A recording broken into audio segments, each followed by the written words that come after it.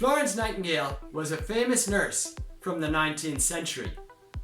She's famous for improving the medical conditions dramatically in hospitals in battle situations. But was there another side to Florence Nightingale? As is often the case, famous people often have more complex sides to them. She might have had a darker side that history tends to ignore. Welcome to the Les Paris Podcast, episode 337. Today's topic is Florence Nightingale.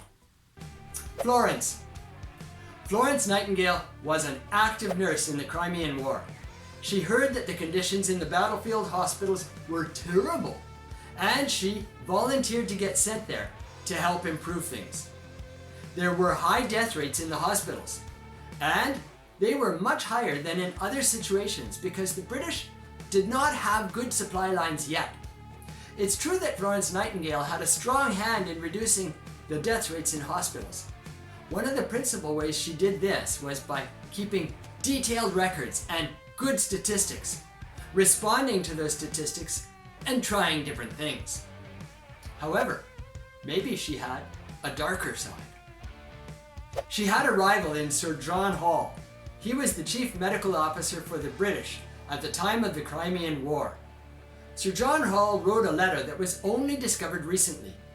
The contents of the letter lead us to believe that Florence Nightingale was not such a wonderful person after all.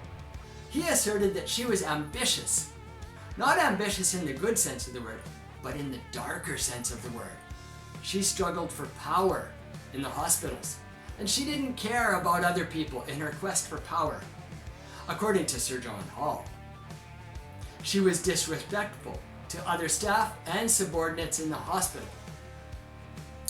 She would readily get rid of people she considered lazy.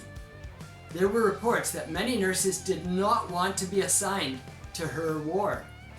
How big an impact! Finally, there is also evidence that she didn't dramatically reduce the death rates right from the get-go. In fact, some research has suggested that the death rate went up after she arrived at the hospital, only to fall dramatically after a few years of her presence there. This is a difficult point to consider. The rise in death rates could have been due to her arrival, or it could have been due to other factors.